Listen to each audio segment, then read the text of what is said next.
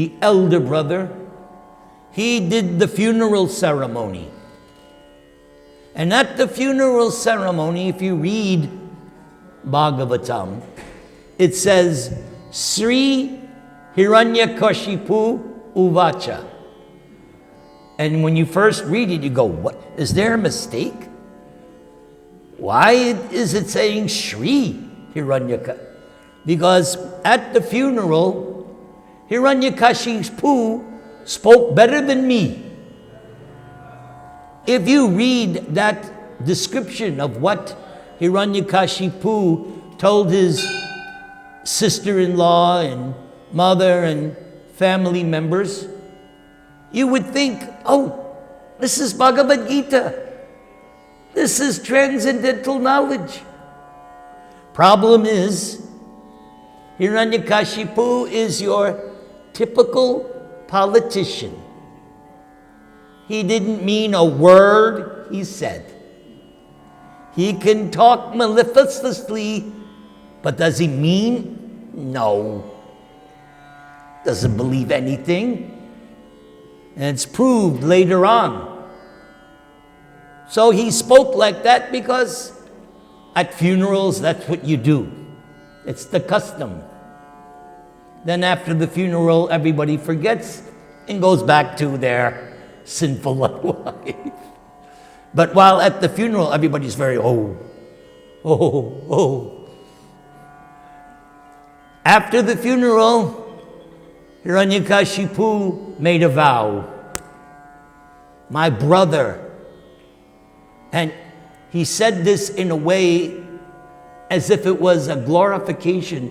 Oh, my brother, who was so fond of sucking blood. He thought that was a great quality. That's what we call Rakshasa. Rakshasa is like you, right? You like dal, rice, sabji, gulab jamun, right?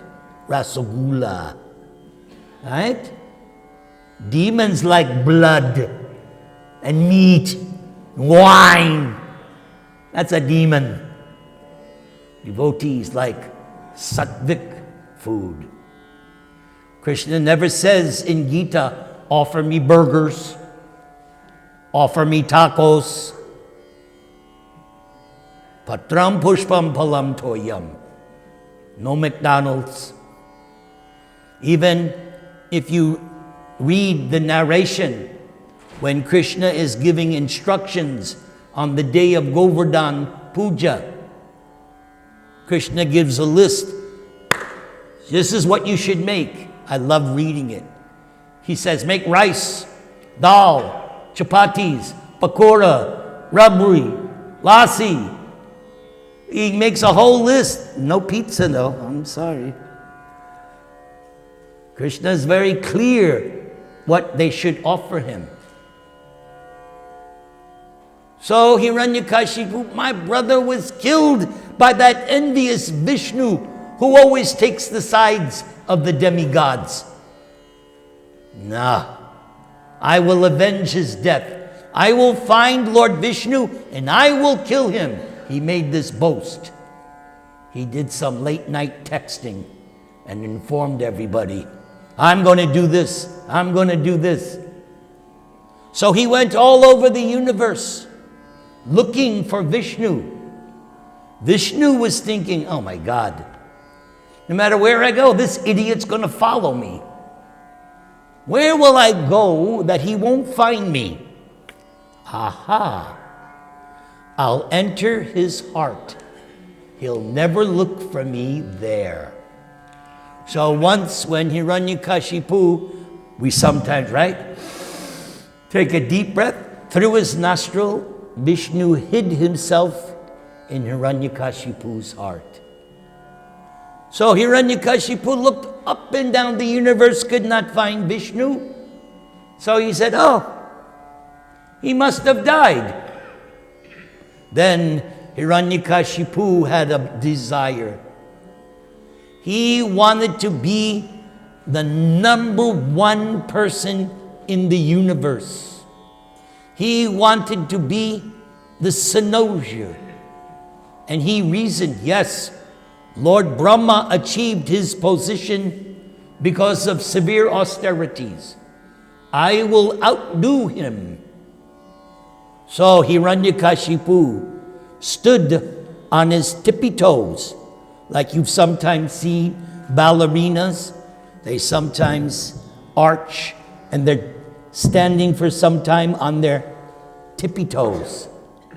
So Hiranyakashipu did that thousands of years with his arms outstretched like this.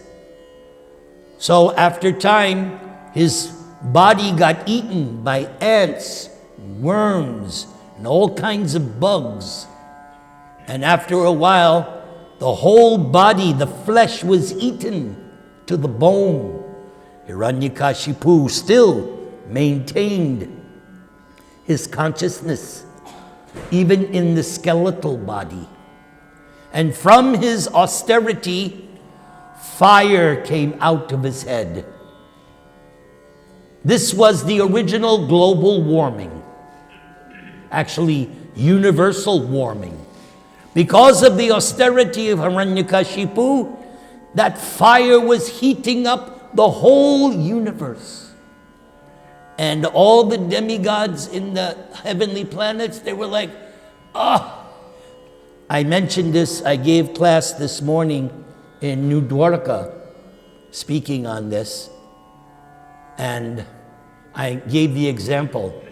Some of you may know how hot it is in Delhi, April, May, June.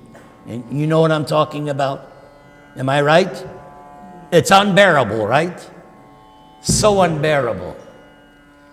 So that was like that for the whole universe. The demigods went to Lord Brahma. Please, you've got to stop him. We're all suffering. We're suffocating. We can't tolerate this immense heat. Please, stop him. So Brahma could understand what was inside Hiranyakashipu's heart.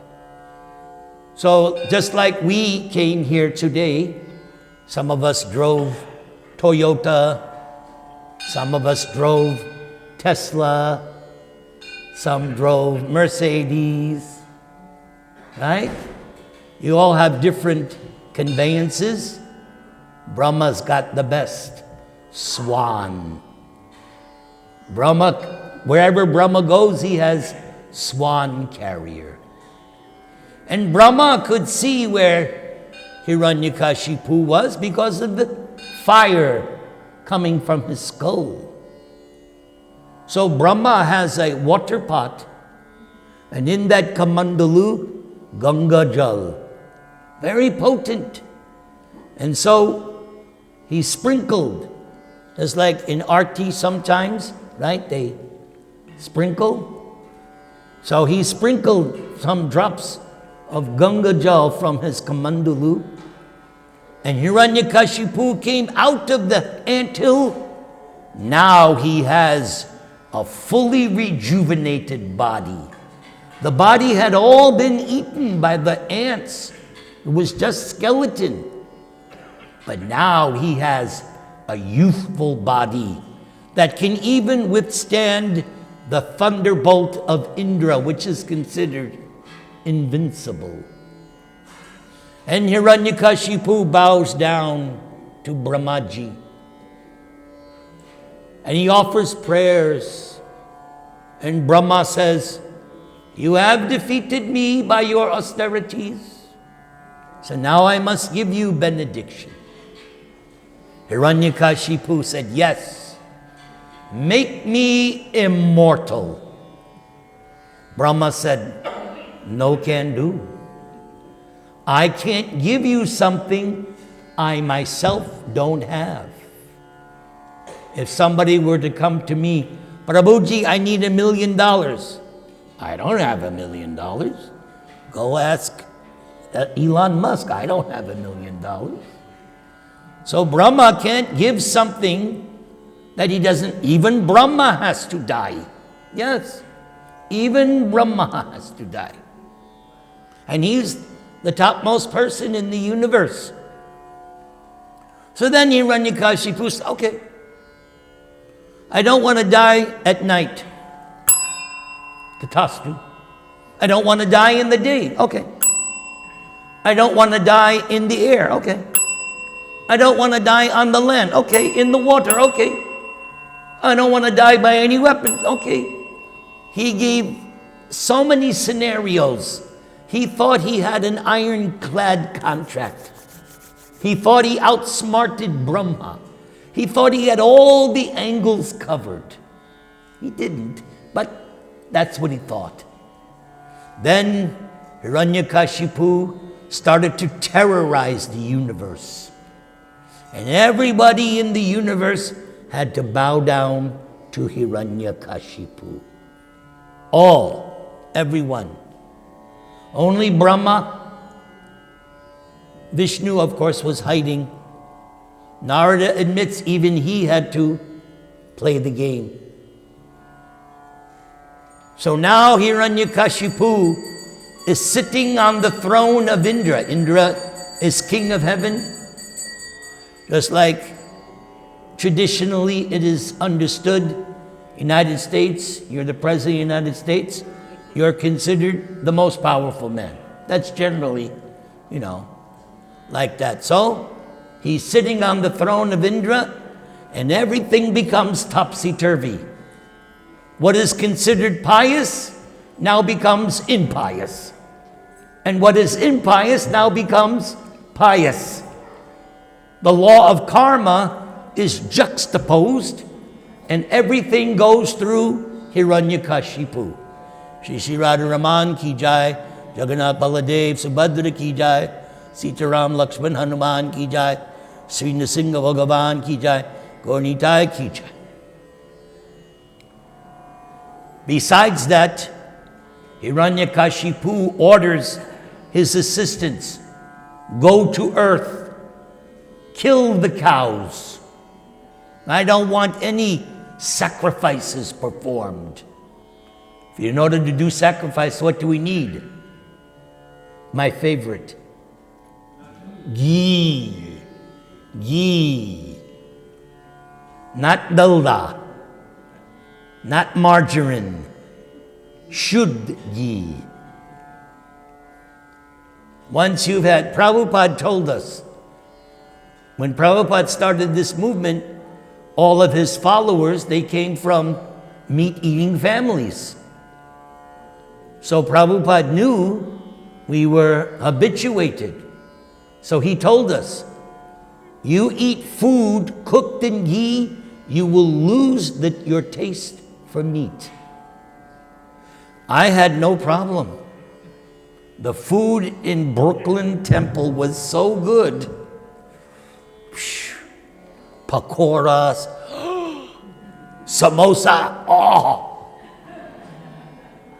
halava, the halava bucket, you could see the ghee on top.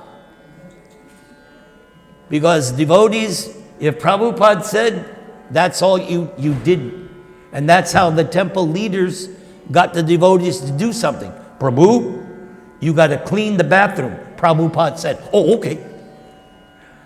That was how, then later on, some complaints came. And on the Vyasasan, Prabhupada said, they're saying I said so many things I never said. So now they couldn't use that ploy, Prabhupada said. Yeah, where does he say it? Show me in the books. So Hiranyakashipu turned everything upside down. And everybody's miserable and it's described because Narada is telling this to Yudhishthira. So it's specifically pointed out that yes, Hiranyakashipu had made himself the number one person in the whole universe.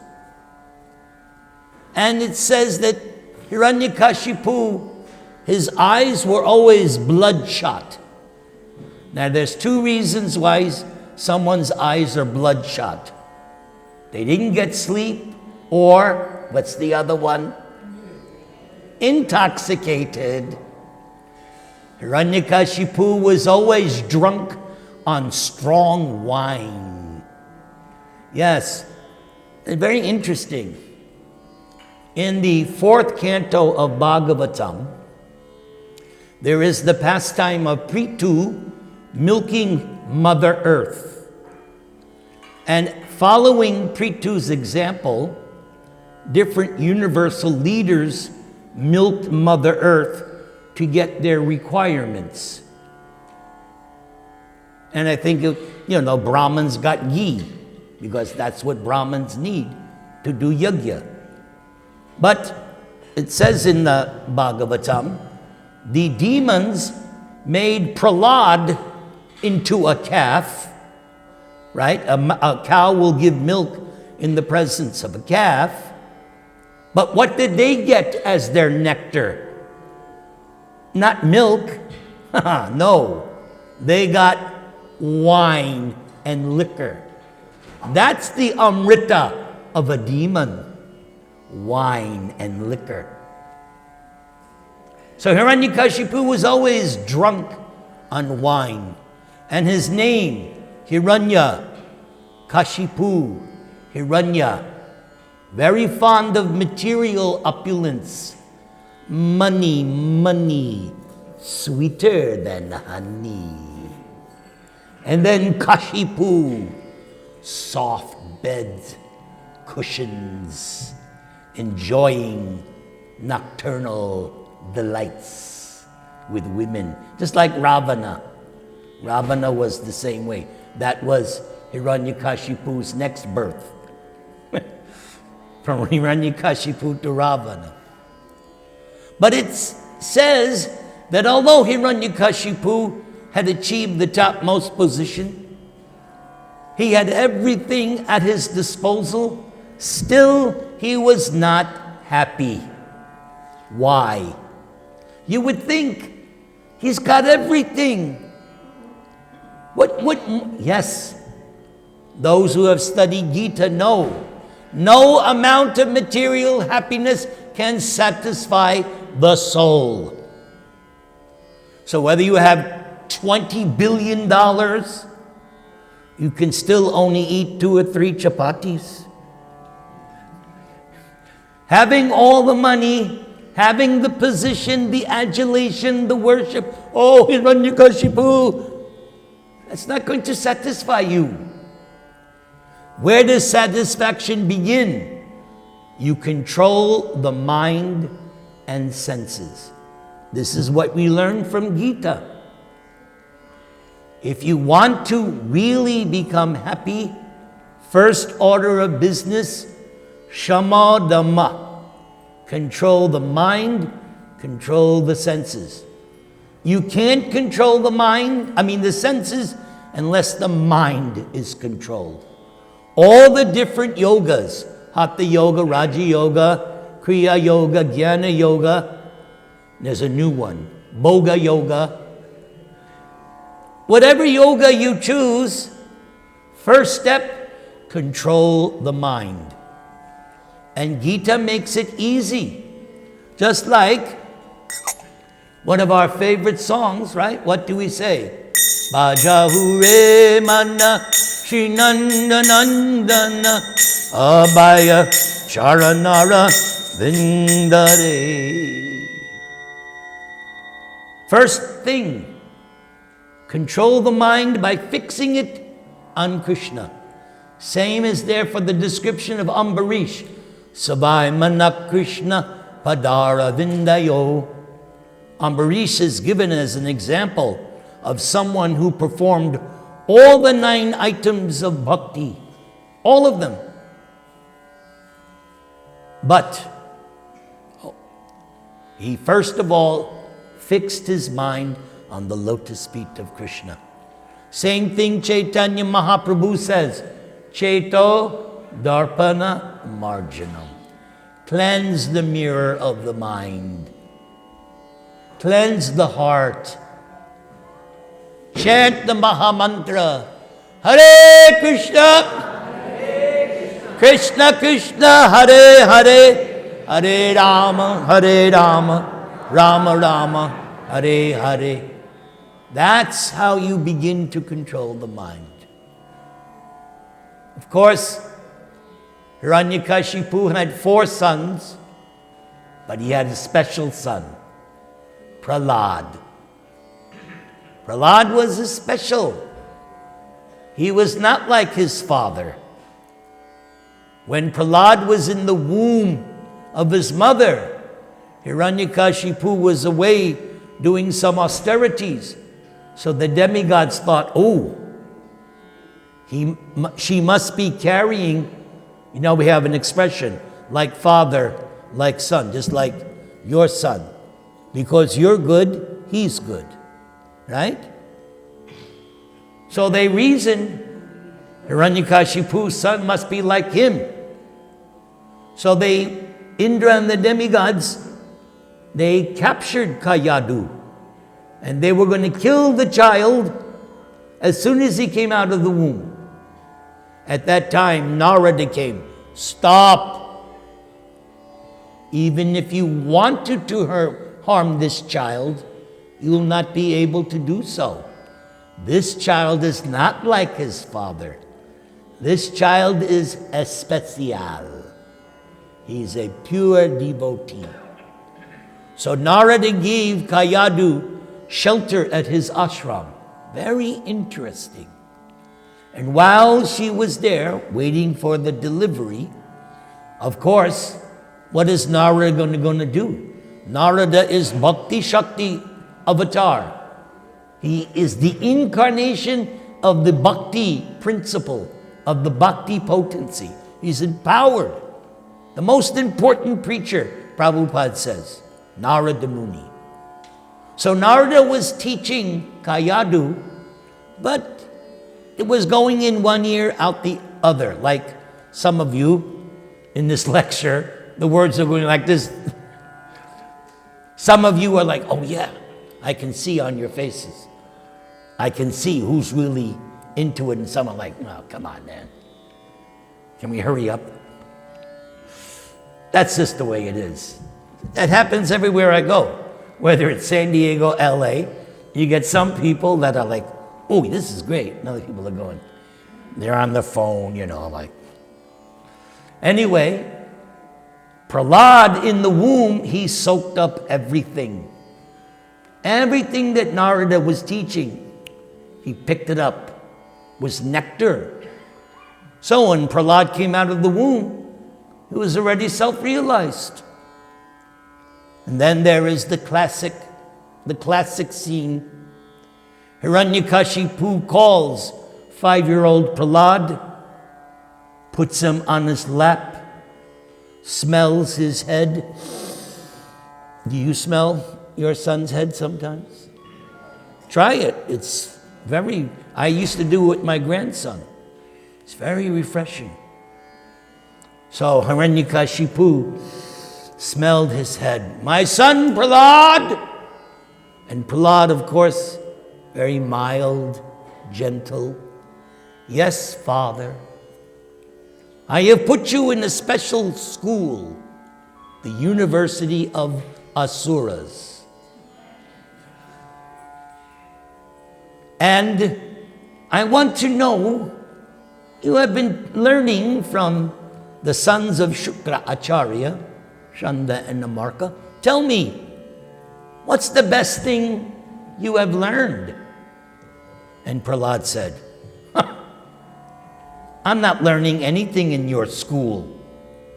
As far as I know, the best thing I ever learned, Shravana Kirtanam, Smarana Vandanam, Pada Sevanam, Dasyare, Pujana Sakijan Atman Nived. He said, Tan Manyeditam Uttamam. In my opinion, these 9 processes, this is the best, the topmost education. And this was not to the liking, because in Prahlad's statement he said, Shravanam Kirtanam Vishnu. And that just set him off. Vishnu? My son is taking the side of my enemy? He must be punished. So many things. Prahlad was tortured, right? They tried to pierce him with lances. Nothing happened. They threw him off a cliff. Krishna was there to catch him. They put him under the feet of an elephant. The elephant with his trunk picked up Prahlad, put him on the elephant's head. They put him in a pot of oil. They wanted to make Prahlad Pakora, but the oil would not burn him. Then Hiranyakashipu put poison in his food, told his wife. What did Prahlad do? He took the food, just like you do. What do these pujaris do? The food is there. Mantras, tantras, they offer with love and devotion. The secret ingredient of prasad, love and devotion. So Prahlad offered it, ate the poison food. Nothing happened. No matter what Hiranyakashipu tried to do to kill Prahlad, it wouldn't harm him. Till finally, Hiranyakashipu challenged his son, Prahlad, where do you get your powers to defy me? I am Hiranyakashipu. Prahlad answered, the source of my strength is the source of your strength? Nay, the source of everyone's strength, God. Prahlad, there is no God. I am God. Hiranyakashipu, bow down and worship me. Prahlad said, no, you are not God. So Hiranyakashipu thought his 5-year-old son was not very educated. Prahlad, where is your God? You say there's a God. Where is he? Prahlad said, God is everywhere. We have 2 names. Vishnu, everybody say. Vishnu. Vasudeva. These 2 names mean God is all pervasive. So Hiranyakashipu left. Oh, Prahlad, you're such a child. God is everywhere. Okay, Prahlad, okay. Is he in the column of this palace? And Prahlad said, of course he's in the column. He's all pervading. Hiranyakashipu drew his sword and said, now, Prahlad, I will kill your God. And when I kill him, then you will bow down and worship me. And Nrisingha wanted to keep true the words of his devotee. You know better than me the famous verse in Bhagavad Gita where Krishna tells Arjuna, Konteya pratijanahi na me bhakta pranasyati. Krishna had Arjuna declare it because people might not believe Krishna, but everyone will believe Arjuna. So he said, Arjuna, you declare it. My devotee is never vanquished. So Nrisingha came out of the pillar, killed Hiranyakashipu, keeping all of Lord Brahma's benedictions intact. I made a joke this morning at the ISKCON temple. Thanks to Hiranyakashipu, we have to fast till sunset on Nrisingha-katha. Ramachandra is only a half-day fast. Radharani is only a half-day fast.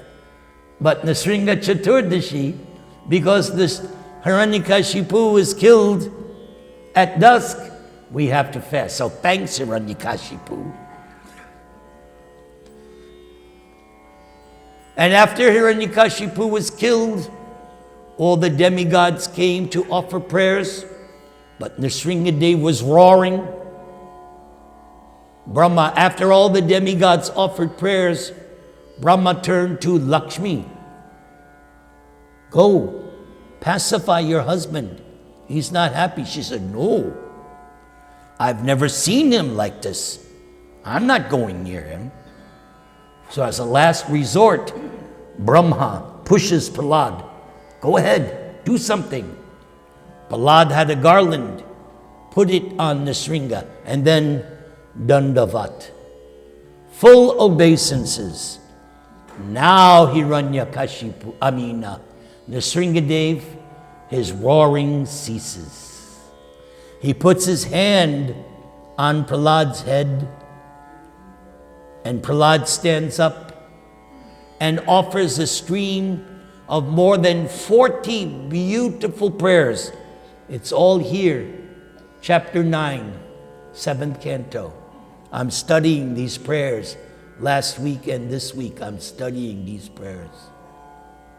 And there are so many really important shlokas. But afterwards, after the prayers, Nrisingha-dev says to Prahlad, Prahlad, on my account, you had to tolerate so much suffering. I insist you take a benediction. Prahlad said, what? Am I a vanik? Am I a merchant? I don't worship you to get something. You are my master. I am your servant eternally. Boss finished, nothing more. I'm happy to be your servant.